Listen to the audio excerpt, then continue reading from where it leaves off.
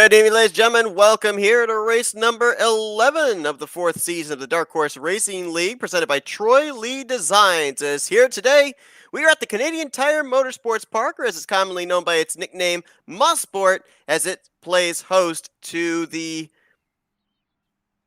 ninth to last race of the season, closing in on that championship weekend at the Indianapolis Motor Speedway. Third road course stint on the season here, just north of the United States. I'm Seth Cole alongside Scott Rankin as qualifying is underway. Last week, Scott, we saw Henry Bennett pick up his second win on the season, but it is Robert Maleska III who comes into this race as your current points leader. Bear in mind, though, in the past two road course races, Maleska is 0 for 2. Does he snap the road course curse today? He's been there and thereabouts in both of the road course races. I don't think he's necessarily the fastest guy on road courses. Something else that I think gets overlooked a lot is that Henry Bennett actually does setups for these cars for one of the setup providers, which is PDS. So for road courses, this is the guy that you kind of want to go to, and we've seen that from him. We've seen, out and out pace. I'm just having a look through the qualifying settings as well. Have a look at Rick Ravon. He's right there. He's within a tenth of Henry Bennett. We've got a new name in the field, which is David Cook is right up there as well. So ultimately, Maleska, I'm not seeing exceedingly quick pace from him yet. And I think there's every chance that he doesn't walk away from here as the series leader. We've got some information on that new driver, Cook, which we'll be letting you know during the course of this broadcast. Right now, Henry Bennett, who ended up winning the first road course race on the season at Road America, right now sits at the top of the board. Matt Wagner still sits on pit road with about 2.5 seconds left. Gale Brooks, wow, hard hit there into the wall. That was just off of turn 3. And now it looks like Dylan Moskowitz, as well as Gale Brooks, they're heading out onto the racetrack. Matt Wagner, who's still yet to get on the racetrack, he won the other road course race at Watkins Glen earlier on this year. Yeah, Wagner's been quick on the road courses as well, and talking to him, he was obviously quite upset that he wasn't able to get things done over the last few weeks and whatnot as well. So ultimately, if we're looking at drivers who have got along a lot to do, Wagner's one of the guys that I've sort of got picked out. Why? I think he's had probably one of the most underrated seasons in memory for him, and he's not happy with it. And when you can tell that a driver's unhappy with it, you hear little bits of frustration in their voice. Wagner's dealing with it actually quite well. I was chatting to him after the race last week, and he said, "Oh, look, I mean, it's just not coming together for me. It's not where I want it to be." But he's still positive. Like, the he clearly understands that he's just in a trough of bad luck, and he's gonna make it happen. Like, I'm backing Wagner in eventually. I don't think we're quite there yet, but eventually he's gonna get there. And that's the thing about Matt Wagner. He's gonna keep punching away until he gets it done. And he's still within striking distance as well, as mentioned, including tonight, 9 more races left on the season. He's only 37 points back, 5th in the standings. And after we didn't have Rick Ravon in the field last week at Gateway, right now the top 4 only separated by 22 points. Maleska III, the points leader. Bennett only 2 points back in second. Nick DeGroot right now very much in the picture as well, 9 points back in third, and Rick Ravon dropped 3 spots from the points lead, obviously, not making the start last week. He's 22 points back. Now, as you mentioned, Rick Ravon in the field here tonight currently sits in second. He's feeling about 70%, of course, battling the COVID virus, but nice to see him back in the field, and he really knows the importance of the points that he has to get. So we'll see if he's going to be able to last the entirety of this race, but credit to him for sticking it out here tonight, realizing that he's in that championship picture, and so he's got to be here every single week. 100%. Even if all he comes out tonight, he just turns and just gets points. Like, that is an important note from Rick Ravon. He's just got to be out here. He's just got to be turning laps. He's just got to make sure that he gets himself in. Matt Wagner was out on track, fails to set a qualifying time. He is going to be starting outside the top 10. 13th, where they've got him on the board here for this race. As Henry Bennett is going to claim the pole position. That is his 3rd pole on the season, and he'll be looking for his 3rd win on the season here at the end of these 52 laps. Let's take a look here at the starting lineup for this race, as it's going to be Rick Ravon alongside of him. New driver David Cook will be starting in the third position alongside of Charles Teed, and Jim Brooks is going to bring up the top five alongside of the defending champion Robert Maleska III. 52 laps here, going to be obviously a rather short one. You consider the length of the road courses we've been to in the past. This doesn't take them very long to get around this racetrack, anywhere from about a minute and 12 seconds with the fast laps we've seen laid down here in practice. So with that being said, I think it's safe to say that pit road is going to really play a huge factor into the outcome of this race, especially for the drivers up at the front. Look, I mean, it's going to play a factor when they come in terms of traffic as well. Traffic's going to be a big factor at some point tonight, whether or not it's early, whether or not it's late, is sort of going to be part and parcel of everything that's going on. So, look, I mean, end of the day, anything could happen. At the other side of things, it's a road course. We're not here, pushing and turning left, turning right, most of the time through. So, hey, look, it's going to be a rough night for a lot of these guys that are just going to have to take their beats and just accept it. Maleska is one of those. He's very potentially going to lose his championship lead tonight. That can't be understated, because that does things to the mind as well. And I just remember back to Road America. Maleska was there and thereabouts. He was quick. He was attached to the lead group. He was doing everything he needed to do. And then he just catches the grass, spins the car, fires it into the fence. He's done. Right? That is so crucial to a championship. And at this point in the season, if all he'd done was kept himself in the server, grabbed 8th, 9th, 10th, he'd be well and truly clear at the front at the moment. But he's not. And that may come back to haunt him. Much like Watkins Glen, which has a right-hander as his first corner here at Mosport, the inside line is driver's right. And so Henry Bennett will be on the right side of this grid to have the preferred line going into turn one when the green flag drops. Let's highlight real quick David Cook driving that number 24. Kitty corner to his teammate. He is a teammate and friend to Rick Raybon, and so he is making his first start on the season, as we have clearly seen here in qualifying. Has noticed him in practice as well. Very, very fast, and I got names for their race cars here as well for their team. You've got Gould Charge for the number 2 of Rick Raybon, and now, with David Cook in the field, Norton Spirit going to be rolling off from the third position.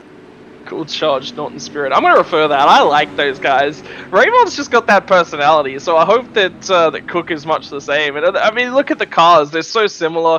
Look, to be perfectly honest, you can tell that Rick Raybon's having the time of his life this season. Every single time that we've spoken to him, he said, win's coming. It'll happen. I'm enjoying myself. How great is the racing out here? I'm really having fun. And that is a sign of a driver that is in his element, and he's having a strong day in terms of things. So, look, to be perfectly honest, I've got every bit of faith that that Raybon's going to roll back off this week. Things are going to be back to normal.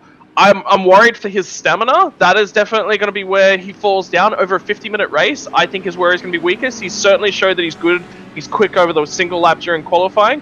If he can keep it together tonight, and he can, obviously not let things affect him too bad, he's just got to attach himself to Henry Bennett and just make sure things play out the way that he wants. 18 drivers going to take the green flag here tonight at the Canadian Tire Motorsports Park. And also got to bear in mind, being a road course, these drivers do have the 10 available push-to-passes during the course of this race. It'll be interesting to follow that, see who saves them for the end, see who uses them early, especially with the fact that it's very unlikely with a road course that we're going to see a full course yellow bunch these drivers back up. Green flag in the air. Let's go racing at Mosport. Have a look at the flow of this track. Look, to be perfectly honest, Seth, this is the first ever time on iRacing and in general that I've actually been to this circuit, so I'm learning along with these drivers. From my first assumptions, it's a fast-flowing circuit. It allows drivers the options to drop. It allows drivers the options to make some overtakes. It's got some long apex corners, you can see down there on the screen right now. They flick it back down to the left. One of the best part about racing circuits is the undulation, the up, down, all around. Make sure you get onto the throttle nice and cleanly, consistently. You've got to balance the car here. From the early indications that I've seen of it, it's very much a driver's track. You can't just show up here and just expect to do well. You've got to look after your stuff. You've got to look after your car. You've got to be smooth, and you've got to be consistent for the entire race. And there's going to be a lot of drivers that struggle here tonight. Yeah, the first half of the course is downhill, second half is uphill, so a lot of elevation changes here, and you saw them go through what's going to be the trickiest corner of this race, and that is Moss Corner. Let's actually take a lap around here, courtesy of Henry Bennett, the race leader, as he's going to head on down here into turn 2 and 2A. That's Clayton Corner. It's the right-hand turn in Quebec Corner, turn 3. We'll take the uphill in one of the faster sections before you get to the heaviest braking zone. This is turn 4, heading up here to 5A, 5B, and 5C. You know it's an important corner when they split up into 3. This is Moss Corner. See a lot of wheel hopping in this particular area of the track. Then the longest straight here, the Mario Andretti straight. You're going to see these guys reaching the braking zone up here into turn 8 at almost 170, 175 miles per hour, having to bring it way down to nearly 120, 110 as they make the right-hander into the S's. Turn 9, heading into White's Corner, the final turn 10, and then turn for home to the start-finish line. Turn 10's got to be a trouble spot for these guys, especially with the fact there can be a lot of wheel spin, depending on if you go into a lower gear. But Moss Corner, that is the place everybody has to be aware of, because it takes you by surprise. You don't expect that wheel hop, and there's just no time to react. Yeah, look, to be perfectly honest, Seth, there's a lot of places around this track. So one of the things about open wheeler cars is that they generally have very stiff suspensions. They're a very low to the ground car. They don't have a lot of room for that suspension to activate. So, and because the body is so small, the body itself is very, very stiff. It transfers. And what I say by stiff is basically there's no cushioning really. What that does to the car is it transfers the load very quickly from right to left on the car. That is why formula cars in particular handle so well, is because they have very stiff suspension. Stiff suspension, great for keeping the wheel in contact with the ground, except in very rough circumstances. This is one of the circumstances where you run a softer setup. You want the wheels to remain in contact over heavy bumps. You want them to stay in contact with the road surface when that suspension is quite heavily activating. A softer setup will do that because it will take in the load that's being put on it as it comes over some of the crests and some of the jumps that are bumps, sorry, not jumps, I'm thinking motocross, right around the circuit. So that's what the drivers that's what Henry Bennett would have been doing with the setup, because he does the setups for the series. Now, in terms of things, this is a tricky track. No two ways around it, and it's going to take patience on that throttle. You can't just get back to the throttle as quickly, as aggressively as you really want to. Have a look at Rick Ravon. He's attaching himself to the rear bumper here of Henry Bennett. They've both got to be so patient getting back to the throttle, coming down to this long straight, but it's so important to get to the throttle early. Ravon has to make sure in that sort of a situation, he's not just stabbing at the throttle. That'll light up the rear tires, around he goes, race over.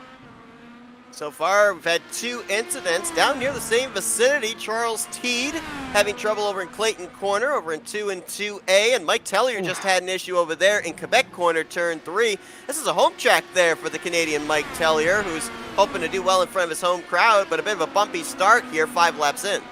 You just mentioned him and immediately had another half spin, so caught that one up. He's having a rough night. Like I said, I think it's a lot of smoothness. You've got to really get the measure of how good the grip is underneath the car before you can really stab at it. And you can't stab at the brakes at any point throughout the night.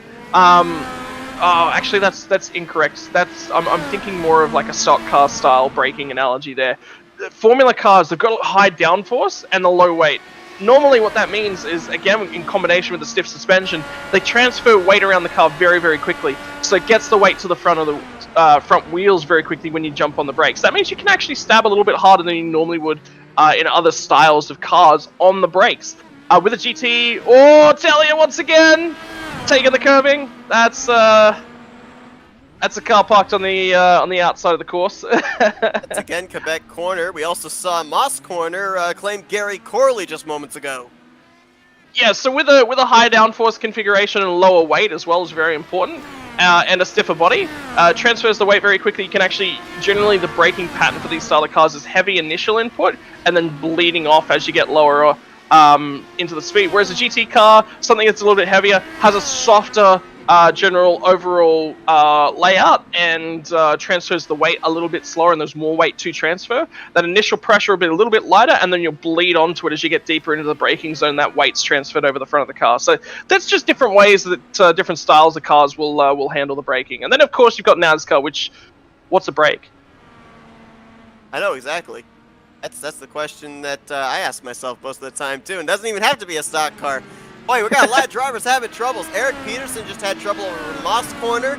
We saw Gale Brooks coming to pit road. AJ Hobson had an issue over in Clayton Corner, and I see the 40 of Jim Herrick sitting on pit road. He had an issue take place just moments ago. Let's see if we can find out what happened to him. Oh wow, that's way off the course there. I believe that's heading down into Clayton Corner. That car just never turned into the left-hand turn too, hard into the tire barriers. It was a rough run, unfortunately, for him. That's just, it's difficult. Oh my word. Just got around Rick Raybon, so move him to second. Trying to make their way around Mike Tellier. That's Bennett just ahead. There's the 24 going on by the 97 as they make their way down the Mario Andretti straightaway. And Cook is now the one on the attack of Henry Bennett for the top position.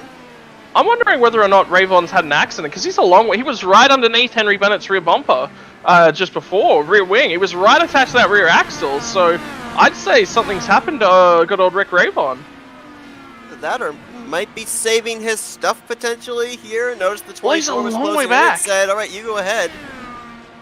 Look, I mean, if it was gradual and we're seeing it from early on in the race, I'd go with you there, Seth, but...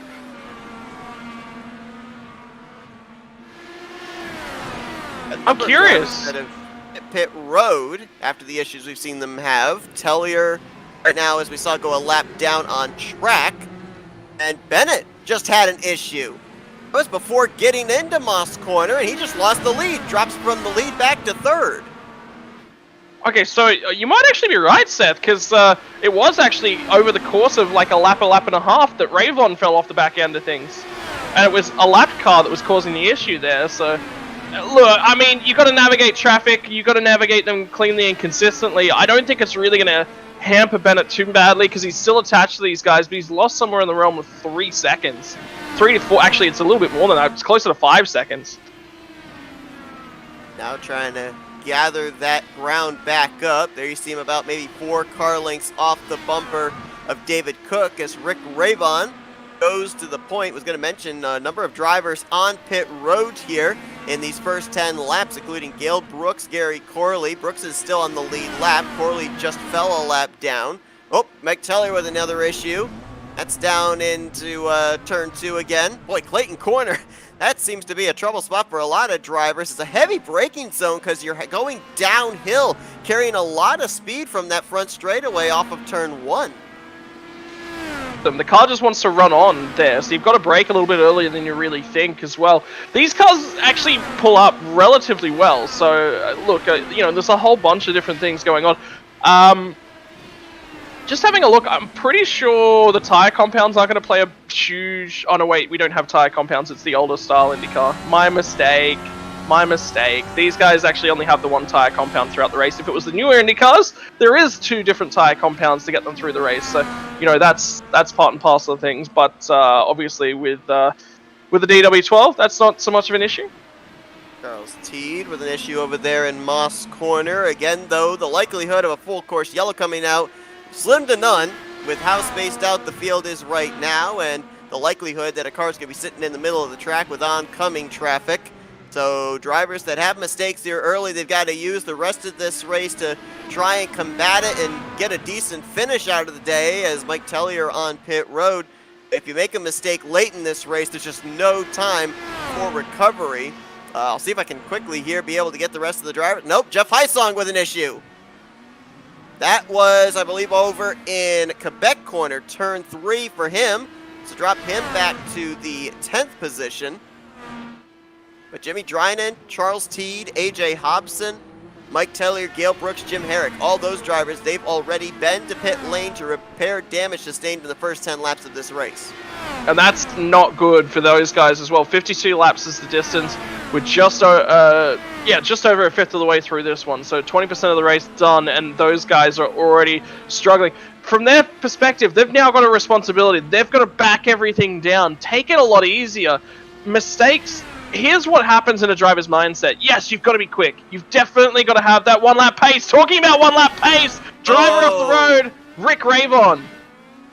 Able to save it there. Boy, Moss Corner has been an issue for quite a number of our front runners. Henry Bennett had an issue with it a few laps ago. Now Rick Ravon this lap. David Cook going to go to the point, leaving Bennett and Ravon to battle for the for the second position, I should say, down the Mario Andretti straightaway. Looks like Ravon's going to hold on to the spot for the time being. Oh, Talia had a big lock up, a big bobble on the brakes there as well, just in front of our front runners. Ravon hangs onto it. I'm not 100% sure if Henry Bennett was happy with that one, because to be perfectly honest, Ravon kind of held him up a fair way, which is only playing into the teammates' hands. We might actually have, for the first time this season, a team to take it to De Groot and co. So I think this is interesting playing on from next week when we head back to the ovals, when you get teammates working together. Yeah, last year it was basically Twisted Trojan Motorsports versus Factory Back Motorsports for trips to victory lane. Now you got Rick Ravon and his buddy Cook, as Eric Peterson is coming to pit road. I saw him slowing on the telemetry. I believe this is a potentially regularly scheduled stop for him. He did have a spin earlier on, but I didn't see him sustain any damage from it. As he'll pull into his pit stall. Spin! It's Jim Herrick. He's backwards, I believe that was over in Quebec, actually, and he's going to just tow back to pit lane, so he's done. Jimmy Drynan with an issue. Oh! Almost collected up. I think that was Moskowitz coming into view. That was down in turn 3. Now he's going to be able to get the thing refired and continue on. Close call there. Moskowitz running in the 10th position. David Cook now has 2 seconds. Now almost 2.5 seconds back to Rick Ravon. I want to make one amendment there on Jimmy Drynan, though. I believe I named him as a driver that had been to pit lane for damage repair in the first 10 laps. He actually started this race from pit road. Actually, I'm not sure he did. Matt Wagner did. Matt Wagner started from pit road, and he's actually up to P8 at this point in time. Oh, big issue for AJ Hobson! Claps the curb, bounces the car back off onto the grass on the left-hand side, fires it off into the fence, and that is the nose cone that's missing, and if there is no fast repair left for him, that will be night over. He does have a fast repair available to him. That's a great point as well, that these drivers do have a little bit of a mulligan. They do have a fast repair available should they need it. Several drivers have used theirs that are still out on the racetrack, including Eric Peterson, Charles Teed, and Jimmy Drynan. Jim Herrick and Gail Brooks, they used theirs, ran into more issues. Those two are out of the race. They will finish 17th and 18th respectively here tonight. So 16 drivers still have to stick it out, and we haven't even really reached halfway. Right now we're almost reaching a third of the way through. We still got about 4 or 5 more laps before we even hit that point. There's a couple battles around the track that are starting to sort of fire up a little bit. Matt Wagner is closing in on Eric Schaus and Jim Brooks. This is going to be a battle. He was a little bit closer a couple laps ago, so I wonder if lap traffic might have gotten in the way there and caused something. But Jim Brooks and Eric Schaus have just been attached to each other for the battle for 6th position. This one's going to rage all night long, I feel. These guys are just sort of attached to each other. If you talk in terms of qualifying pace, there was less than half a second between these two guys, and qualifying pace does not equate to race pace. Race pace so different for these guys, especially now the cars are going to be a fair bit lighter with a lot less fuel on board. I mentioned the fact that Mosport has the right-hand turn 1, much like Watkins Glen, but there's only that's similar between those two tracks. Bear in mind, though, that Eric Schaus running in 7th, Matt Wagner running in 8th.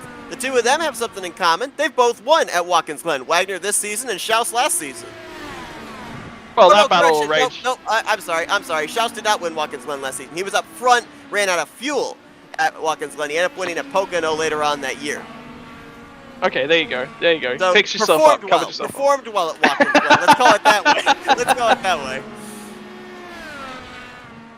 Just saw Schaus swing around Jim Brooks, so move him up to the 6th position. Oof. Right there, like maybe Jim Brooks realized that the 72 was a little bit faster. Oh, look out, Matt Wagner!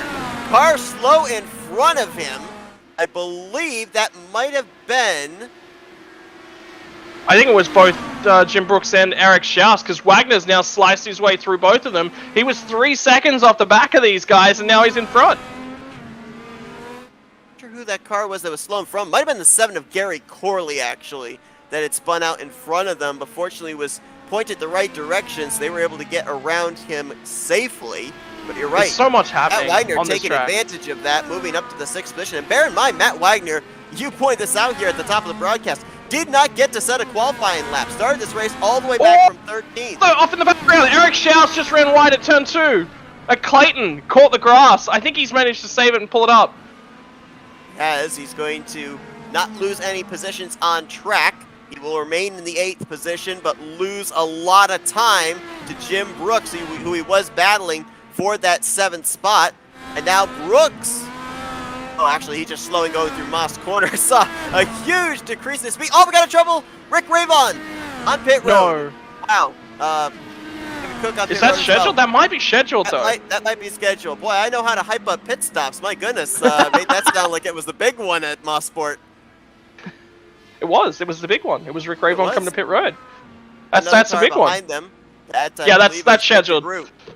Yeah, David Cook's in as well, and Nick DeGroot, so that's scheduled, 100% scheduled. So Bennett, once he got caught up behind those guys, definitely fuel saving. He's gone that extra lap. Will that play itself out? 17 laps here was the mileage on fuel. That gets us to lap 34. From there, another 18 laps will get them home. So they've got to run an 18-lap stint at some point tonight to make it a two-stopper.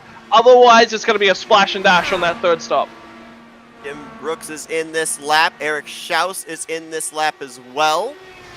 He's going to move Jeff Hysong up into the 7th position for the time being. It's Bennett, Maleska, and Wagner are your top 3. And now here comes Bennett to pit road. Oh, man! Really had to get on the brakes for Dylan Moskowitz, who is coming to pit road just in front of him. Yeah, that's that's a tough one. Look, it's been a tough night, like all things considered, for a lot of the drivers here, and now Ravon and Cook are just going head to head. Maleska's made it that extra lap as well. That is going to be important for those guys. So look, to be perfectly honest, I think Ravon and Cook, they're going to be a little bit stranded on fuel. The other side of that coin is they can push a lot harder. If they know that they're stranded in terms of the fuel numbers, they're just going to go for it. They've got to clear out as much time as they possibly can back to Henry Bennett. The pit lane transition time for a full stop, 26-27 seconds for pretty much the entire field here. They've got to make sure these two guys out in front, I'm probably targeting somewhere in the realm of 15 to 18 seconds. If they can get that far ahead, then that extra stop's not going to mean too much. They'll be right there in terms of overall pace.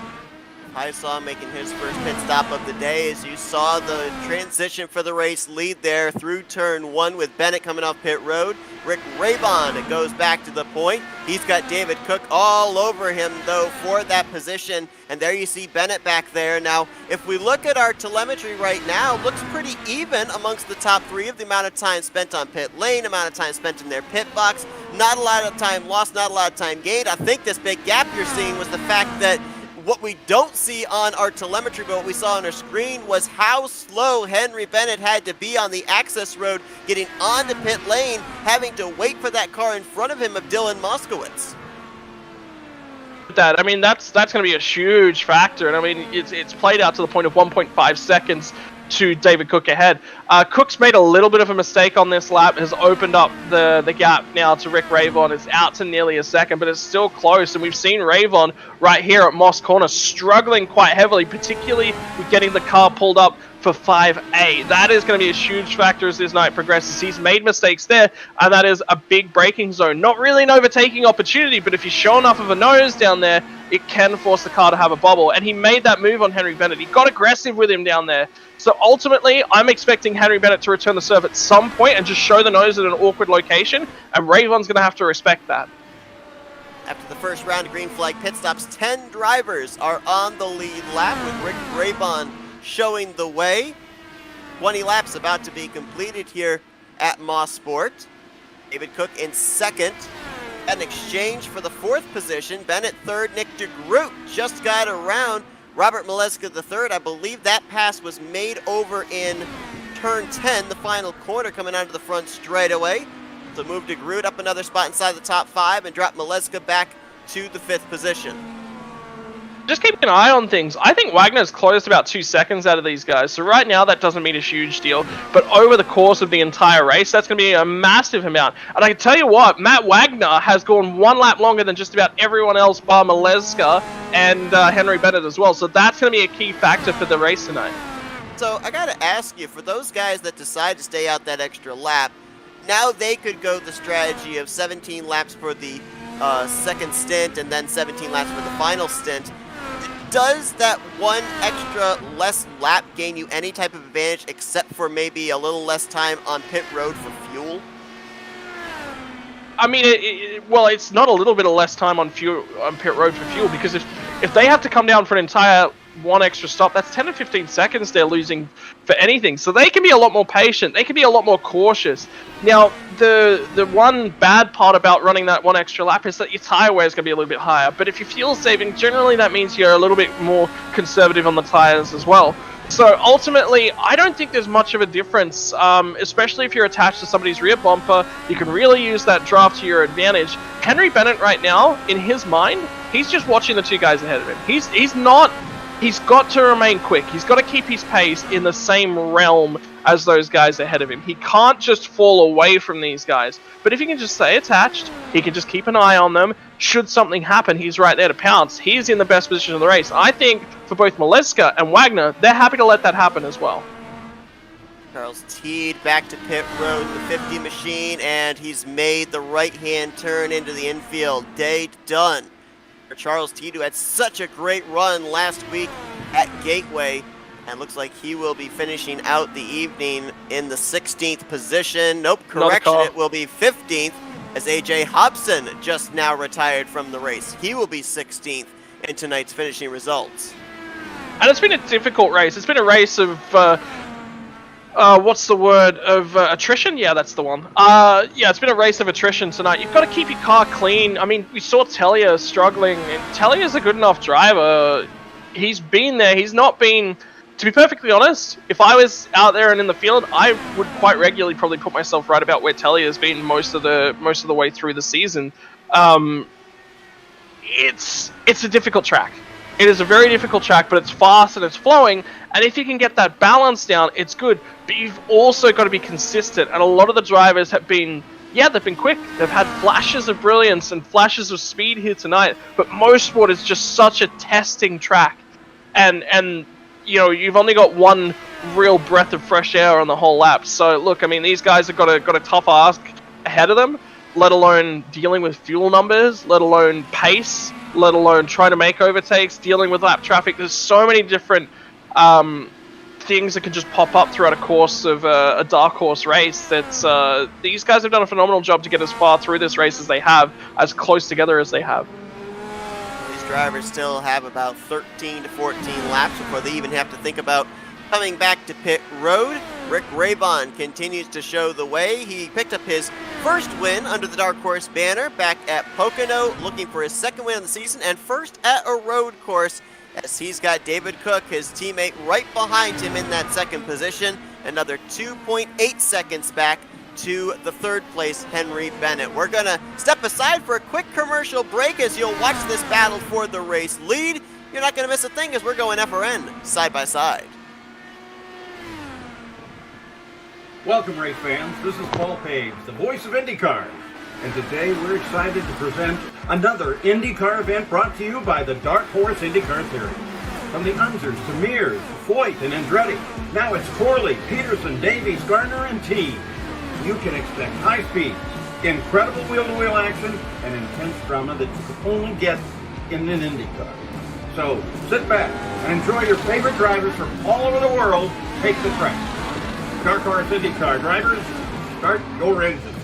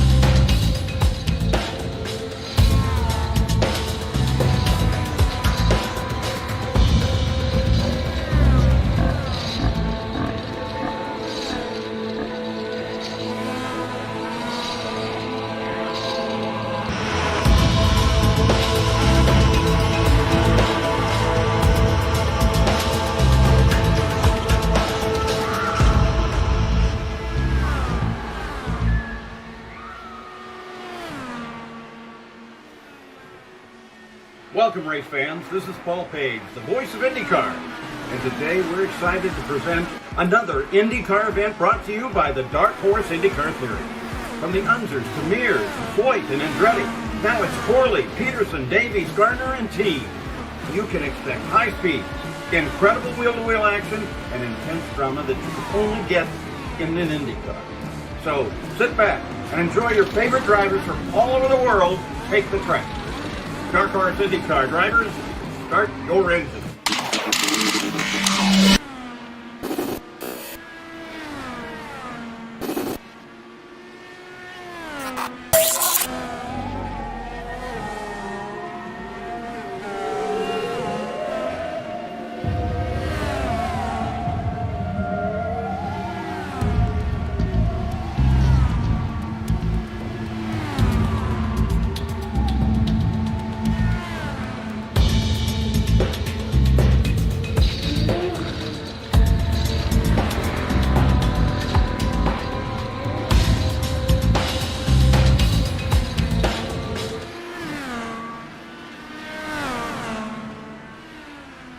Crossing the line, 26 laps completed here at the Canadian Tire Motorsports Park for the Dark Horse Racing Series presented by Troy Lee Designs. Rick Ravon continues to lead, but you saw there on our FRN side-by-side, drivers up inside the top 5 having issues. Nick DeGroot spins it around over in Moss Corner and gets nailed by Robert Maleska III. Maleska had to come to pit road. He's used his fast repair, drops back to 7th. Matt Wagner just now passing DeGroot, who's come to pit road. He's cracked up into the top 5, up to the 4th spot. Nick DeGroot's just come back down to pit road. So something's wrong again with Nick DeGroot. I don't know whether he didn't just go back out or something's happened This again. This is his first pit stop since the contact we saw over there in Moss Corner. He did not come to pit road when Maleska did. So Maleska came straight down. Maleska's now going to be 8 seconds clear. So I think Nick DeGroot was trying to get himself into some sort of pit window that he's targeting, but like they were both within they'd have to stop again to make it home from there. So that kind of rules them out. What you're seeing, where they are out on track right now, is going to be about their finishing position, minus any time that they can make up to cars around them. Jim Brooks has now also moved up into the top 5, now running in 5th place. One thing I've been keeping an eye on here as well, I remember back at the Road America road course as well as at Watkins Glen, we saw a number of drivers use up a lot of their push to passes in the first half of the race. Well, we are over the halfway threshold and drivers have been a little bit more conservative with their push to passes here today. Most of it have been used up. Of the drivers that are still running, 3 have been used up by Jeff Heisong, but most of the drivers up here inside of the top 8, 9, they've used at most 2, and some of them even have all 10 still left, including our top 2. Surprising from Ravon and David Cook as well. Henry Bennett, I'm curious. I'm going to say 1, that he's burned 1. He burned 2, actually. Burned 2? That's surprising. Actually, well, here's the thing, too. He burned 1 of them in the first 2 laps. I'm not sure if he was trying to get away from he was. Rick Ravon or not, but he burned one of his up really early. That's just him just saying, hey, I need to have a look at whether or not I can force these guys to respond. He learned very, very quickly that they just did not want to respond. And then there's been a couple of times throughout the race as well, whereby he's been surrounded by other cars. He's just needed to sort of clear out a little bit. So I'm not surprised that he's burned, more than 1. But I'm really, I understand why he burned 1 on the first lap, but that's not what I would have done. But hey, look, Henry Bennett's a much better driver than I am, so maybe I need to learn something from that. Bennett right there, currently running 2.2 seconds off of Rick Ravon, and about 2.3 seconds now. It's now 2.2 seconds from him to David Cook. Now, we're seeing the 24 running behind the 2. Both of these guys teammates, and obviously right now I think David Cook just comfortable where he is, but at what point at a road course do the teammates then become competitors, realizing the checkered flag's on the line? Is it after we finish that second and final round of pit stops? Is there a certain laps to go mark where somebody decides, all right, now time to make my move? Or do you wait until that final lap? Is there enough time to make the move here at Canadian Tire? I mean, it depends on a couple things. First and foremost, are you on the same strategy? With them pitting in the first round of stops at the same time, yes, they are. Therefore, it's sort of a little bit more patient. Yes, I'm the kind of guy that I'm always waiting until after the last pit stop, unless you're holding me up. And it's pretty clear that David Cook and Rick Ravon, they're not holding each other up. They're not really putting any pressure on each other as well. They're working together as teammates because right now it's about get yourself in range of that line. We talk about it every single week here at Dark Horse Racing Series. It's it's about making sure that you get yourself to the end is in sight, and then you sort of push on a little bit. Then you're sort of pushing to these guys. The guy that's done this the best throughout the field so far has been actually Robert Maleska III. He's made sure that he's saved enough fuel to get home. Henry Bennett, talked about him a couple times tonight. He's just watching these guys. He's happy. He wants these guys to fight. He wants these guys to try and send moves on each other. And he's just going to sit there in the background and just watch them. So the best thing that both of these guys, for both of their races, can do is just let this happen as it currently is. If Cook, all of a sudden something happens to Ravon, and Ravon falls immediately back in behind Cook, Cook will lead it away. They'll just let that happen again. They can't fight each other yet. There will come a moment, whether or not it's now. And the other side of the coin is this is David Cook's first week in the series as well. So whether or not there might even be team orders to try and help Rick Ravon get back to the point of things could happen as well. Well, the last two times around, Henry Bennett has been about a tenth faster and the top two. Gap has now been closed down to 2 seconds even between himself and Rick Ravon, and he's been putting together faster laps and faster, more consistent laps. Let's see about this time by. This time by. He was 3/10 quicker than David Cook and a tenth quicker than Rick Ravon. Nearly ran a 103 flat. So what that says as well is that he's reached the maximum amount of fuel saving that he needs to reach. So from here on out to the end of this stint, him fuel saving doesn't get him another lap worth out of the tank. And with only a couple laps here to the second round of pit stops, that's smart. He's now hit his margins. Now he's closing in because he just wants to apply a little bit of pressure to the rear end of these guys to see what happens. You always want to test the waters. You want to warm them up a little bit. You want to make sure that they're aware that, hey, I'm here, I'm coming, you better watch out. So out there on the left side of your screen with our ticker, Robert Maleska III picking up a spot on Jim Brooks. So he's now back up into the top 5 in the 5th position. He's got about 12 and a half seconds, though, before he can get up to 4th place Matt Wagner, who right now is dealing with a bit of traffic. That was Eric Peterson just behind. I believe that's Jimmy Drynan's 99 just up ahead. And we've had a lead change. Rick Ravon's coming to pit road, actually, in the 2, so a bit of split strategy now between the teammates this time. And this is slightly earlier than we expected to see drivers on pit road, Scott.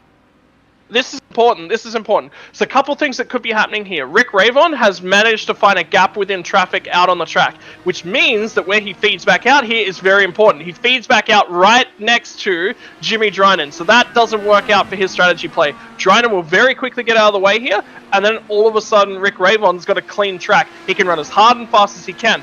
Ravon has recognized, hey, I'm not getting to the end here. I'm compromising both of our strategies. Let's both not fight, but fight at the same time is exactly what this is. Rick Ravon is going to put the hammer down, and he does not want Henry Bennett to be able to see where he is and be able to respond. Here comes David Cook to pit road. Also a lap machine behind him. I believe that's Gary Corley coming into pit lane. Actually, he was just ahead of him was Gary Corley. Henry Bennett now going to get the race lead. If we're kind of throwing out some numbers here, looking back to the first round of green flag pit stops, the furthest a driver made it on that run was 19 laps. So Rick Ravon would have to probably try and save a lap here on this final stint. It's more than a lap. He's nowhere near in the realm of possibility in my mind. I don't think he can make this. It's too far. It's too much. And they don't have the margin between the two of them over Henry Bennett. This is Henry Bennett's race to win from here. I think these other guys, they've just thrown it away. And is this deja vu? Because remember back 2 weeks ago to Auto Club, we ended up having Rick Ravon give up the trip to pit road, the opportunity to take on that fuel to get track position, and in the end, near the end of that race, it ended up biting him. A different scenario, because that's under caution, right? I mean, Ravon was on a different pit strategy at that point in time, and things were playing out slightly differently. I think Ravon's committed here he just cannot make it work. So he's automatically just locked himself into the alternative strategy. Now, if there's a caution here, which, again, very, very unlikely to happen to get a full course caution at this stage, get out of jail free card. The problem with that is he's handed the race lead over to David Cook. If he can sit here in behind it, well, I mean, the other side of the coin is he's now running in David Cook's wheel tracks, and they haven't had to reverse position out on track. They did it at the pit cycle, so it's possible. It's very improbable. Big question mark on whether Rick Ravon will be able to make it to the checkered flag. We've got two drivers that we know for sure are going to have to pit in the next lap or two, including our race leader Henry Bennett. The other would be the 18 of Jeff Hysong.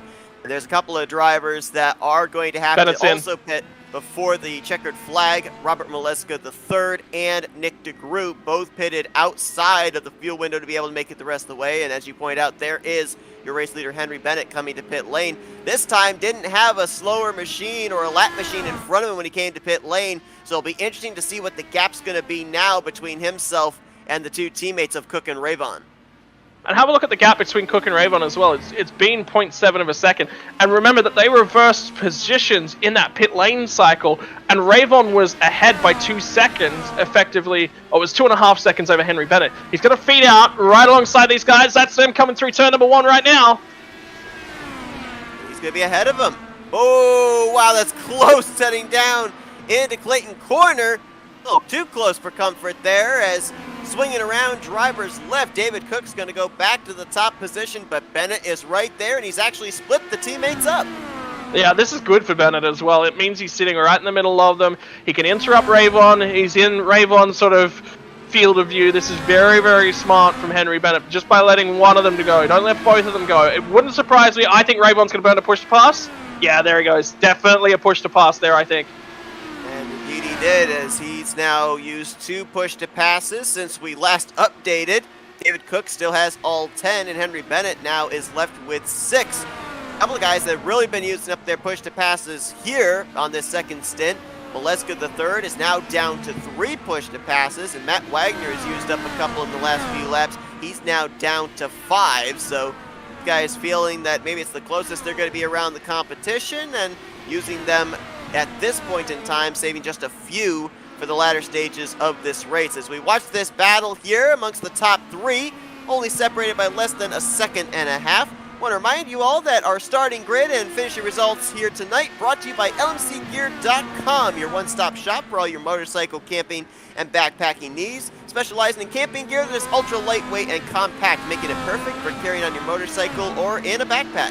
And they also carry all the motorcycle accessories you need to get your gear safely down the road. Check out lightweight motorcycle campinggear.com today. And for all the Dark Horse fans, be sure that you use the promo code DARKHORSE10, that's DARKHORSE 10, to be able to get 10% off of any order. That's LMCgear.com. Appreciate them sponsoring the starting lineup and starting grid and the finishing results, that is, for this race. As a bit of traffic here ahead for the race leaders to deal with. That's Eric Schaus, who at this point in time is 8th, last car on the lead lap. Now he's 8th, first car 1 lap down.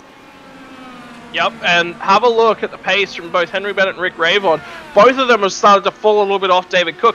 Cook is one of the best guys situated in terms of fuel. Yeah, he needs to save a little bit, but he's pushing hard right now. I'm wondering, car's going to go around! Henry Bennett's going to arrive at the scene! That's Schaus! They've both managed to dodge that one. Really good driving by both Eric Schaus to keep it locked down on the outside there, and Henry Bennett to dodge the car spinning as well. So, look, a couple things to talk about in terms of strategy right now. Yes, Henry Bennett pitted on lap 35, coming to lap 36. So I think he's good. I think he's saved more than enough fuel. That's like a 16-lap run, 16, 17-lap run, which is what we've said that he can do all night long. He's good. He's clean to the end.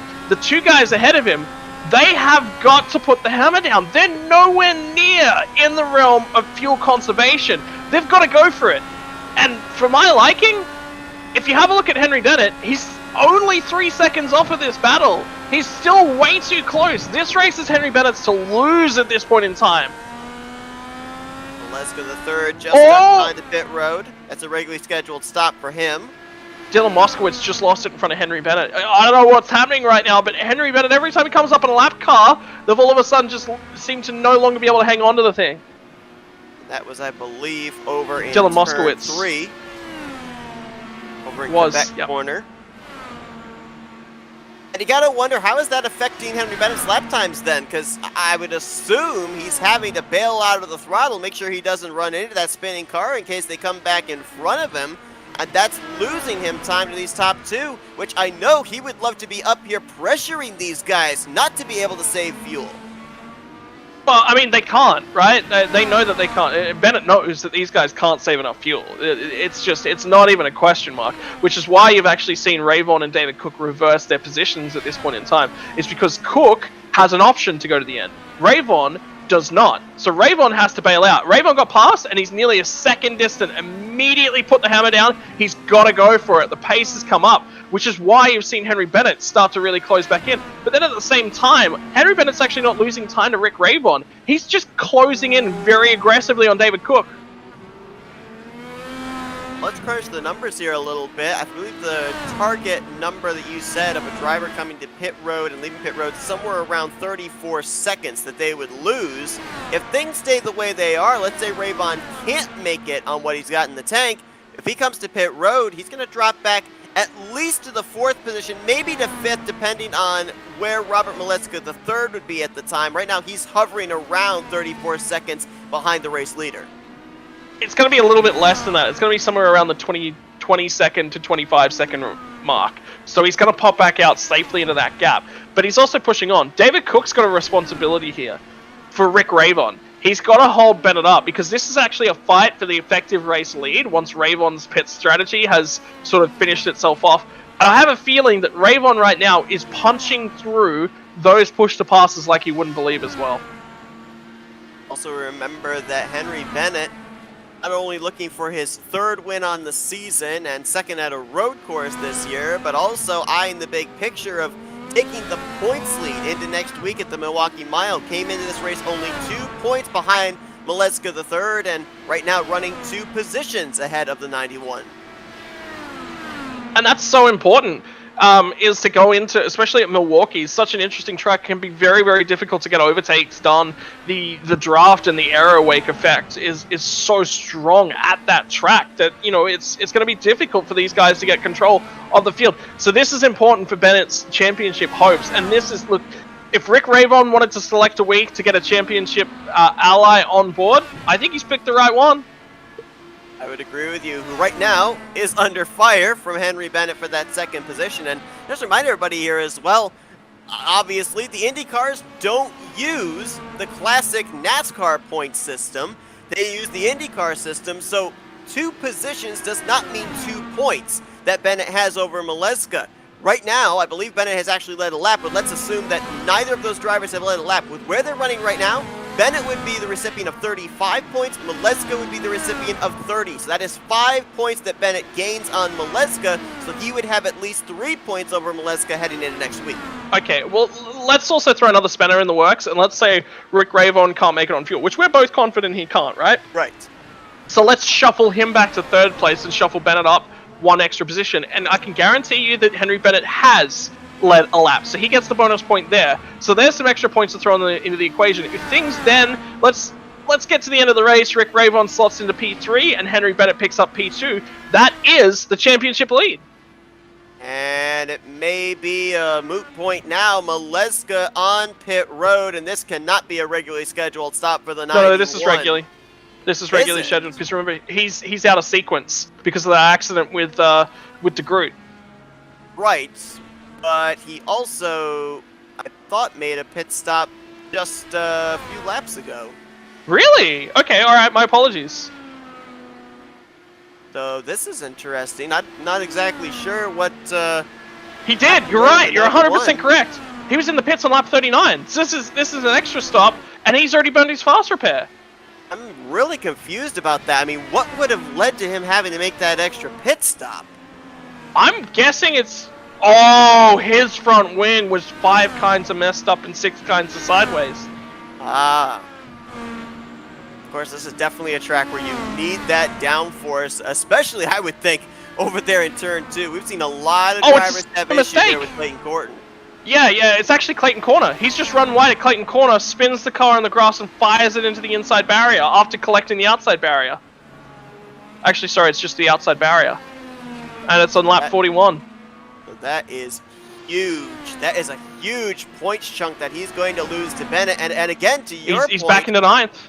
To your point, we can't solidify Henry Bennett in the 3rd position right now. I mean, we can make assumptions of what the points gap is right now with where they currently run, but there's every likelihood he's going to pick up at least 1 more spot before the checkered flag, maybe 2, and be up there in the race lead to pick up this win.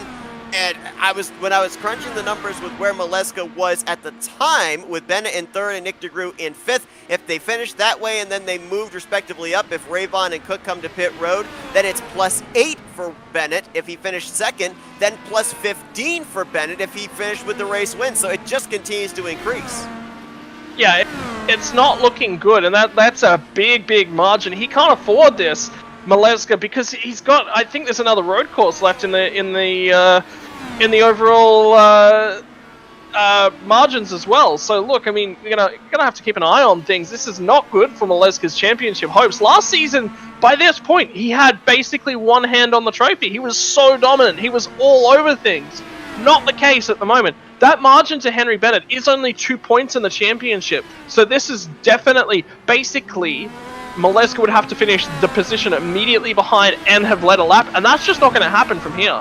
No, it is not. And right now, he is in a battle with his teammate Jeff Highsong. I think he actually just picked up that spot from Highsong, moving his way up now to the 8th spot, and he's just going to spend these last 8 laps trying to pick up as many positions as he possibly can. He's got about 20 seconds to make up before he gets to Eric Schaus in the 7th spot. You know what? I'm just having a quick look through the points set. There are 3 guys that are attached at the top of the standings by 9 points separating them. Maleska to DeGroot is 9 points. The battle right now, every position that Maleska gains is gold, because these are positions he may not necessarily lose out to Nick DeGroot, but him and Nick DeGroot will be on near identical points. It's a good point there. Nick DeGroot right now running in the 5th position. And I mean, bear in mind, you talked about the tear that Maleska was on last season. 10 trips to victory lane. So far this year, he's only found victory lane 4 times. None of them have been at road courses, which he had a number of road course wins of those 10 victories last season. Had that performance that finished him out of the race at Road America, did not make the grid at Watkins Glen, and now it seems that here today at Canadian Tire, road course is once again his Achilles here in Season 4. But as mentioned, I mean, next week we go to the Milwaukee Mile, we go to Twin Ring Motegi the following week. I mean, these are places where he could definitely mount a comeback, work his way up through the points again. So even more important here to get every position, every bit of points available here in these final 6 laps. I'm curious, Seth, tell me the push to pass scenario for Maleska, because right now he is he's just over a second back off Jeff Highsong and Jim Brooks, merging the 2 guys together. Jim Brooks is 3.5 seconds up the road from him, so there's a shot here for Maleska if he's got those push to passes available. Right now, out of the drivers that are still running, he has the fewest. 2 push to passes left for the 91. And what has Jeff Highsong and Jim Brooks got? Highsong currently sits at 5 push to passes. Jim Brooks, all 10 still available to him. So I'd say Jim Brooks is actually not going to button bound, which I would say means that he's got effectively none available to him. But then again, Jim Brooks hasn't been in a situation so far the race where he's really wanted those push to passes. He's got the opportunity here though to defend. I'm hoping he's got that button bound, because if he can manage to maintain the margin to Robert Maleska and beat him overall, that is a huge impact here for Maleska's championship hopes. And if Maleska, right, he's got a long way. He's made a mistake on this lap already. He's dropped a few seconds back off of Jeff Highsong.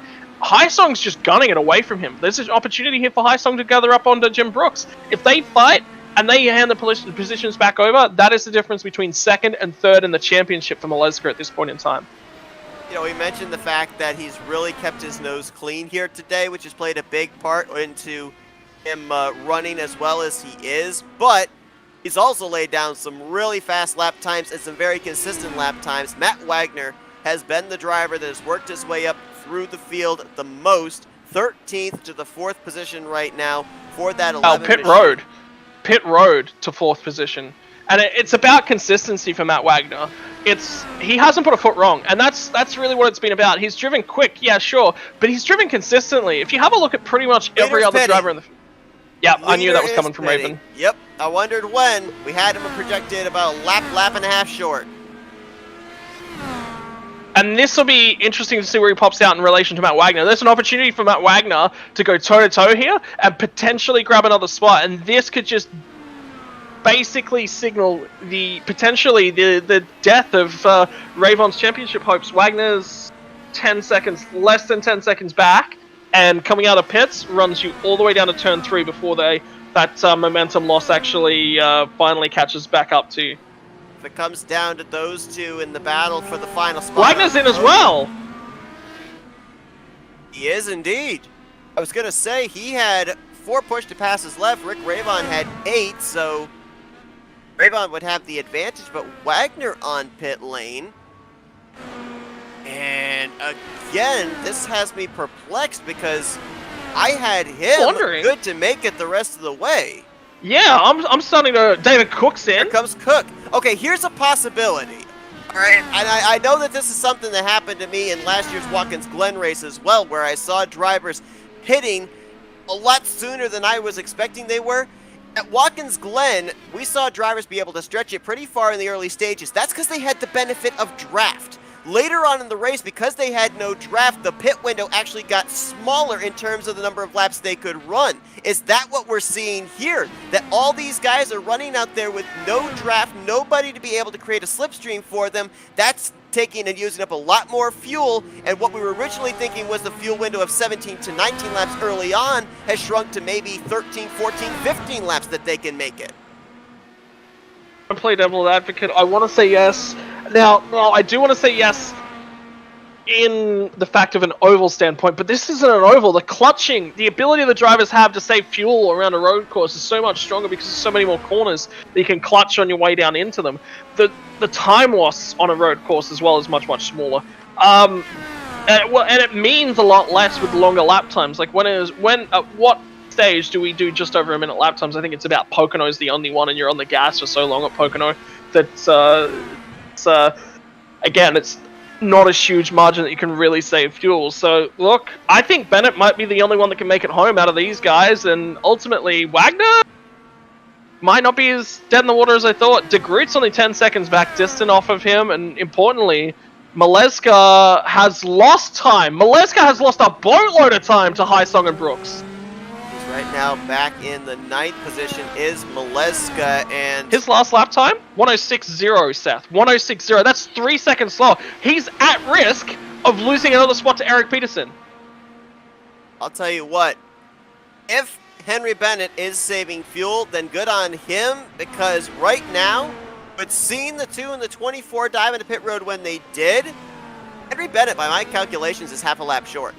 So we're going to have to see here as he takes the white flag if he's going to be able to make it back to the checkers. Here's the thing. He's got an 18-second margin. If you were to run 18 seconds slower, you would burn so much less fuel that it wouldn't matter. So I think Bennett's good. I think he's got it covered, and I think Ravon and David Cook just did their math wrong, and that's going to be what ends up deciding the race in that stage of things. Oh, I've got to keep my eyes on Maleska, though. That is so important to me, is where this guy finishes, because he ran a 105.2 on that last lap. So I think he's safe to Eric Peterson, but only just. So whatever happened, however he missed his braking marker, there's definitely still some floor damage to that car, actually. I can see it. Well, at Watkins Glen, we ended up having only 4 drivers finish on the lead lap. That's Nick de Groot in the 5th position, just ahead of Henry Bennett. Looks like 5 drivers will be on the lead lap here as Henry Bennett, 3rd win on the season, back-to-back victories for the 007, and 2nd win on the year at a road course as he takes Canadian Tire Motorsports Park here today. Yeah, what a race from Henry Bennett. Controlled it the whole way through, knew what his fuel numbers were, knew where he needed to be, knew how he needed to get himself there. I'm wondering why he's battling here with Nick de Groot. Like, this is just not even, there he goes. He's finally rolling all the way out of it. He didn't need to fight that one. ultimately, Nick DeGroot's still turning his laps there, Henry. Let him run, buddy. The thing I love, Henry Bennett is British, but if we take a look here on the front of his race car, he is donning Canadian maple leaf right there on the nose of his race car. So how about that, getting into the spirit here, being just you go north back of the far border enough, of the Seth. United States. We're all British. I mean, you make a valid point. We're not all Canadian, though. Well, I mean, yeah, true. Canada, more French colonialism, but hey, look, we're all. You know what? Let's not get into that. Henry Bennett picked up his first win of the season at a road course back in the second race on the schedule at Road America. Followed it up with a speedway win last week at Gateway, and here today, easily going to take the points lead into the Milwaukee Mile as he gets to burn it down the front straightaway here. Just a short little burn out there for the fans at Moss Sport, as he's going to be picking up his third win on the year, which moves him to second on the board for most wins on the season here in Season 4. Taking a look here at our official finishing results from today's event. There's a couple of comeback stories in this one as well, if you consider the fact that Nick DeGroot had that major contact over in Moss Corner with Robert Maliska III, was still able to finish up inside the top 5. Matt Wagner didn't get to set down the qualifying lap during the Q session and was able to work his way from 13th up to 4th. And you've also got a couple of guys that we saw facing the wrong direction, spun out, in Eric Schaus and Jeff Heisung. They bring it home in 6th and 7th place. Yeah, Nick DeGroot in particular, what a run from him. I mean, that incident right in front of Maleska, I definitely feel there'll be a post-race penalty probably applied to Nick DeGroot there because he didn't check his relative. He just merged straight back out into traffic and ultimately affected another driver. So I expect him to lose the place there. Potentially gets put down. See, it's a difficult one because he's the last car that lands on the lead lap. If he gets a post-race time penalty, and that's the only penalty he receives, he won't actually lose another spot. He will maintain his position. So there'll probably be another penalty applied in that instance. It could be a points penalty, which will be really interesting for the championship standings as well. I'm trying to remember. I'll go back and look, but I don't think that there was a single road course race that Maliska III finished outside the top 5 last season. 9th place here tonight. We already documented his struggles at Road America, and you talked about the fact that there is one more road course stop coming up later on this season at Long Beach. So, boy, you gotta think that he's looking for some road course redemption when we get there, because the road courses have not been kind to him this year. I mean, Long Beach is a difficult one as well. It is, from Maleska's point of view, the mistakes that I'm seeing him make are in the longer format style of road course races. It's not the first pit stop. It's in that second to third run. So it's he's quick. He's definitely got the pace to be there and thereabouts. He doesn't have the consistency.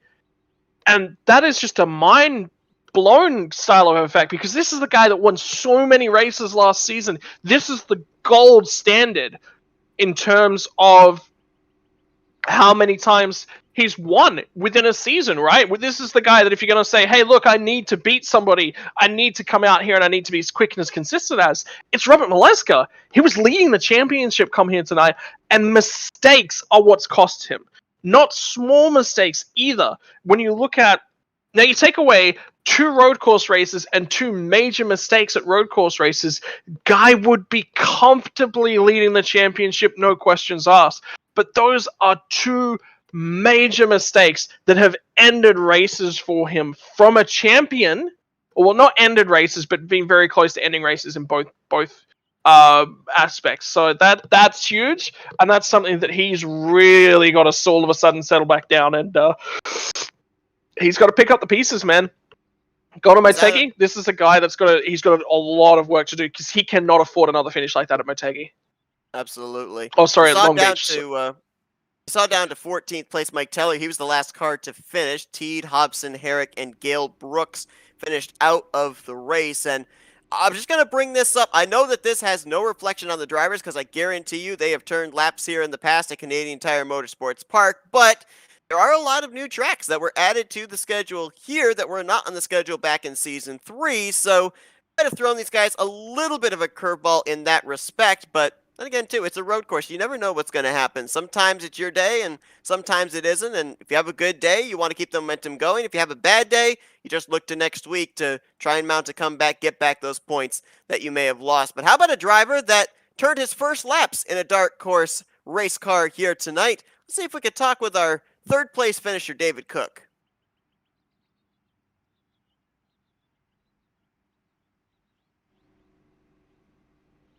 Hey, David, Scott and Seth up here in the FRM booth. You got us? Hey guys, I got you. Man, a great run for you here today in your debut. Got to be out in front, lead some laps, stayed up inside the top 3 all day long, but man, we thought that everybody looked like they were going with the 17-lap strategy and maybe stretch it 18 laps on one of those stints to be able to make it the rest of the way. Seemed like that pit window got shorter, though, and you and your teammate not able to make it to the checkered flag on fuel. I mean, what was going on there in terms of that strategy? Was there just a miscalculation, or what, did you think that there was no way somebody could do it on 2 stops?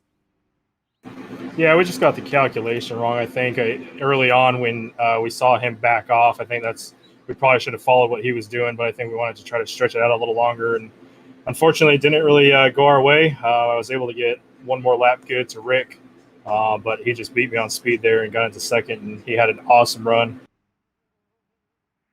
What's the mindset between you two working together as teammates coming into this? Obviously, Rick Ravon does actually have championship hopes. Unfortunately, with his health and what's happened over the last couple of weeks, he's fallen a little bit of way back. But are team orders going to play a factor there? No, there's no team orders. I mean, Rick is, fast as all heck, so he had me on speed, no problem there when he was out front. And after that, it was just when I came out of the pits the last time, it was third was good enough, and I didn't really have a good enough run going down the straightaway to make a pass. So it was, him second, my third, and I think we're plenty happy with that. Canadian Tire is obviously a very fast road course. We saw a lot of drivers have a lot of difficulty. Clayton Corner, Quebec Corner, they claimed a couple of cars. Of course, Moss Corner always seems to be a difficult part of the road course. Where was the struggle point for you? Where was one of the places early on where you had some issues and tried to remedy that as the race went on?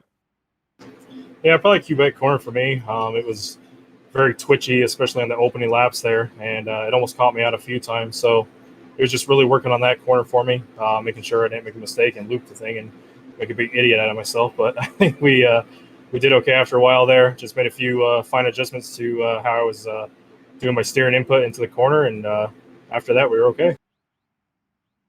Well, congratulations on a great debut here in the Dark Horse Racing Series. Third place here tonight at the Canadian Tire Motorsports Park. David, we're now going to give the opportunity for some thank you sponsors and shout-outs. Cool, yeah. Well, first of all, thanks to Dark Horse for letting me join the league when I did. I really appreciate that. My buddy Rick, he's such an awesome guy, and I just thank everyone and all his friends and stuff for keeping him going during that really hard time. And my mind was on Rick a lot this past week, and so it was hard. We've been racing together for a while now, and he's just such an awesome guy. So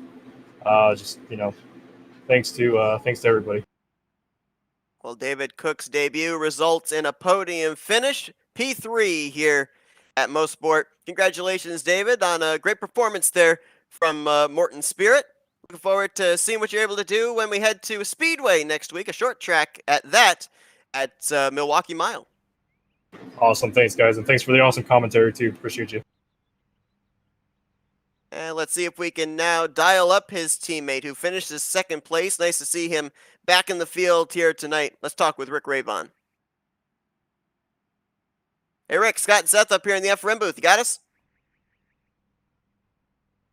Hello. We got you, Rick. Well, first off, great to be able to see you back out there on track. We continue to think about you. We're hoping that you're feeling better, but man, didn't look like it affected your driving style at all. That car was still fast out there, led a good portion of this race. You bring it home second place, and on the road to recovery in the points that you lost last week. Car looked pretty fast, but just couldn't quite make it there on fuel. We talked just moments ago with your teammate David Cook. You guys had a little bit of a miscalculation. If you'd been able to be on the same strategy as the 007, you think you could have held him off there for that checkered flag? I honestly, this is a miracle to me because I still feel like I'm about 70%, and I really wasn't pushing it too hard. I just wanted to keep it on the dance floor, stay out of trouble, just be smooth and consistent, and maybe through attrition move up, and that was the plan. But to my surprise, we were quick, and I don't honestly know why because I really wasn't pushing very hard. And it was it was just wonderful to have Dave Cook out there. He's a great guy, my new teammate, with our pretty identical cars almost. He's got the black, I got the blue. I was so proud to see him out there running, out in front and second, third, and the top three all day. It was just such a great day for the team. So happy to be back. I needed this so bad. I was watching the race last week from the hospital, and I'm listening to you guys commentate, and I'm watching everybody that um,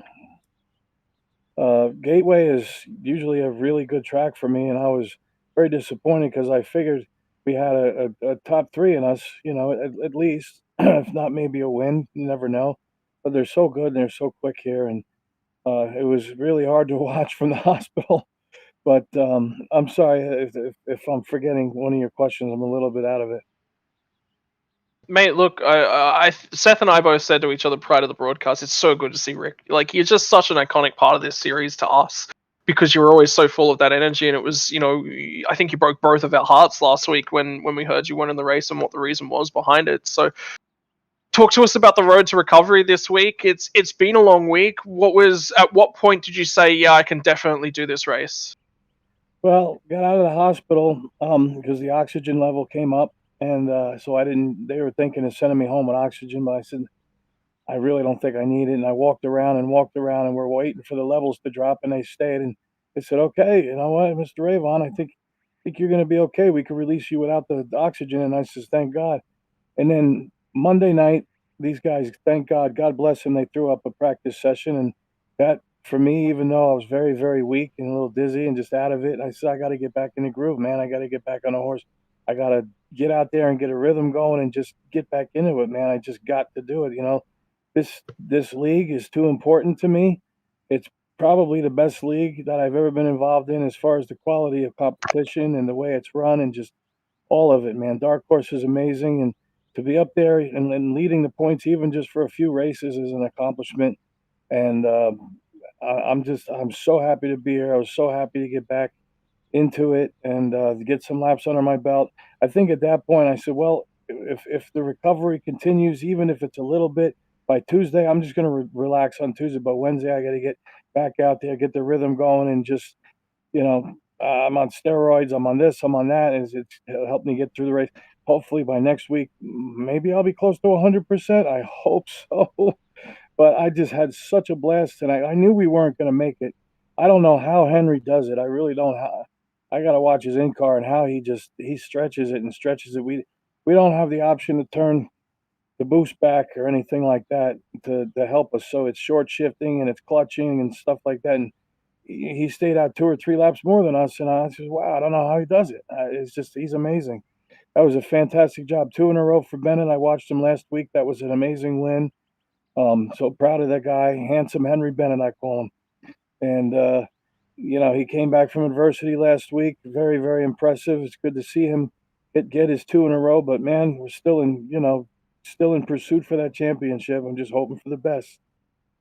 Absolutely. Well, I'll tell you what, if the performance tonight was at 70%, the rest of the field better watch out when you're back at 100%. We certainly hope it's going to be next week when we head to the Milwaukee Mile. Rick, we're now going to give you the opportunity for some thank you sponsors and shout outs. Eric Peterson, thank you. Um, Charles Teed, thank you. Gail Brooks, thank you. Henry Bennett, thank you. Trying to think of the rest of these guys. Dylan, um, there's so many guys who were giving me well wishes and saying, "We're praying for you, Rick. We're thinking of you. Come back soon." And I'll tell you what, honest to God, in the hospital, literally brought me to a little bit of tears because the support and the encouragement and the prayers was everything that I needed from this group. I found a home, baby. I love this place. Thank you guys for putting on this Dark Horse, and thank you guys up in the booth, FRN, um, and everybody who's watching.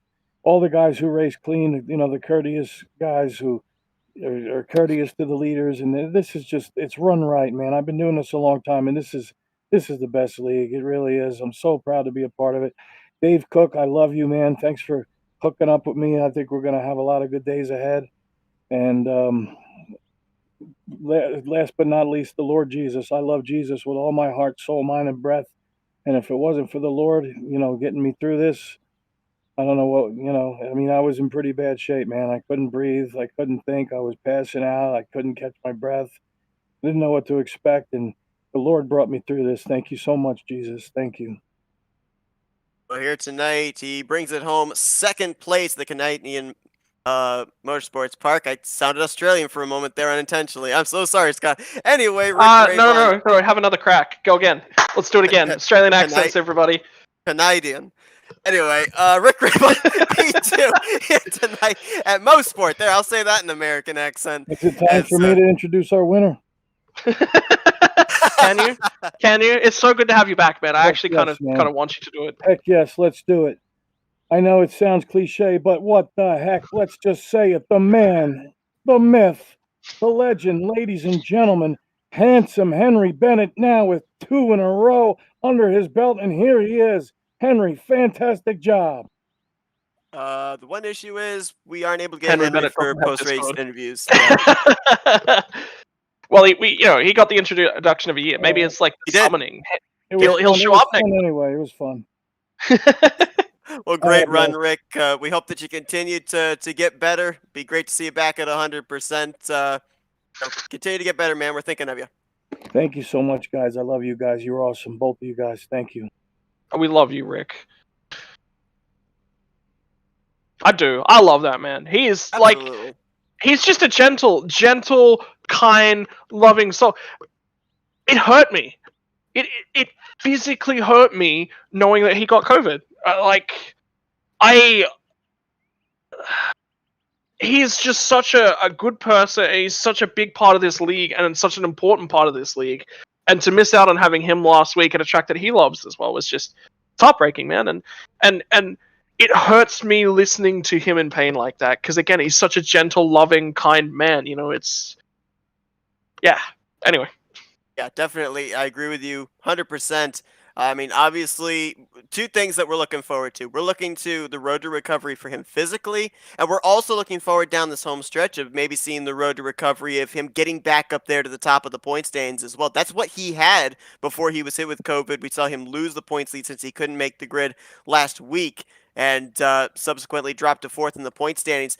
Things are going to get interesting, though, because the point standings are in. With Bennett picking up this victory, he is obviously the new points leader.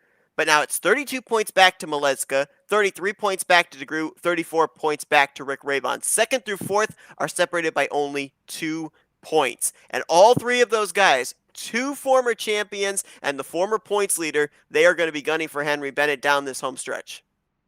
To be perfectly honest with you, there has been a couple of races this season where Henry Bennett has not had the best race. Think back to Pocono where Bennett and Maleska came together and had an issue when we were trapped laps down.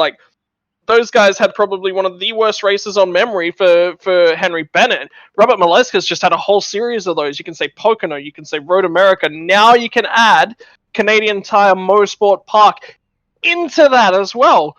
This is not what I expected from Maleska. When we saw him go out at Michigan at the start of the season and dominate in such a commanding, fuel-saving race, I thought it's over. We're just going to be, at the end of the season, we're just going to be saying Robert Maleska III wins this championship back-to-back, dominates the season. These drivers have proved that's not the case. The racing... Here's the thing, Seth. Do you know why all these accidents have actually happened? I would assume the level of competition, more drivers up towards the front with a blanket thrown over them. Yeah, that is it. Because the entire competition is stepped up. We talked about it, I think, I think it was during Backfire Sim Racing Cup a couple weeks ago. What causes accidents within traffic? There is a small percentage that every time you have a car-to-car interaction, that it will result in an accident, right? Over the percentages, eventually that'll happen. When these cars are racing so close together, side by side, multiple laps in a row, overtaking happening nearly every single lap of the season, it's going to happen. For just about everyone in that top 5, it has happened multiple times this season. Actually, top 6, throw Bronson Stafford in there, Gale Brooks, everyone. It's happened to everyone this season. We have not seen the clean, concise, perfect season from a single driver. Full stop. Have a look at how close that championship is. That's the best part about it. Every one of them has made mistakes. They've still had to make sure that they pick up the bag of points that's left over at the end of the night. That is what has been on offer. You cannot afford to have a bad night, leave the server, go do something else. If you want to win this championship, you have a bad night, you hang around, you take an 8. Right. That is, Points are important. Consistency is important. If you can't have that consistency, get every point possible, because you don't know what the scenario is going to be when we get to the season-ending Indy 500. Well, have a look at Robert Mileska III tonight. Had an opportunity, ran wide at turn number 2, ended up in the fence, removed the massively banged up the front and rear wing, could not continue, had to come down pit road. That cost him 3 to 4 spots, potentially could have still had an option to go further forward if he still didn't have damage to the side of the floors of the car as well. That has cost him such a massive amount. If he finishes P5, he is half of that points gap to Henry Bennett. He is still in with a really, really good shot, and he only needs Henry Bennett to slip up minorly and finish, say, P5 in one race, and he's back there in the hunt for the championship. Now he's got to be more convincing with his victories. He's got to make sure his competition not anywhere around him, and he's only 2 points from being outside of the top 3. Well, remember how crazy the racing was when we were at New Hampshire earlier on this season. We ended up seeing 5 drivers lead more than 20 laps in that race. That was the Magic Mile. Next week, we head to the Milwaukee Mile, where we could be in for much of the same. Going to be very interesting to see how drivers are going to react to Henry Bennett's win here tonight. Does Mileska find his way back to victory lane for a 5th time this season? Do we see Rick Ravon back at 100% to pick up his 2nd win of the season? Nick DeGroot looking to be another multi-time winner as well, as all 3 of those guys are going to be trying to close up the points gap that Bennett built over them here tonight at Mosport. Going to be a lot of fun to see, and still a lot of racetracks after Milwaukee Mile before we eventually get to the season finale and crown ourselves a champion. But what a race here tonight. 3rd of our 4 road course stints here on the schedule. 1 more remains. Bennett so far is 2 for 3 in the road courses, picking up win number 3 on the season. Scott, it's been a great one here tonight in Canada. Appreciate you joining me in the booth. Oh, mate, are you kidding? I'm back here every week. Staple me. It's like point standings, staple Scott Rankin to the bottom of it, because I'm going to be commentating every week. The racing's been so fantastic. Yet again, a road course. Give it to me, baby. A terrific one here tonight. Looking forward to seeing what Long Beach, the final road course stop, will have on the table, as that's just a couple of races prior to the season finale. But again, next week, we're going to be at the Milwaukee Miles. We continue on the schedule here for the Dark Horse Racing Series. Appreciate everybody who joined us here tonight. Hope you guys enjoyed our coverage. For Scott Rankin, I'm Seth Cole. You've been watching another broadcast courtesy of the Flat Out Racing Network. This broadcast is the copyrighted work of Flat Out Racing Network and may not be rebroadcast, retranslated, or used in any form without the express written consent of Flat Out Racing Network and iRacing.com Motorsports Simulations. Flat Out Racing Network would like to thank you for your support, and we hope you enjoyed tonight's broadcast.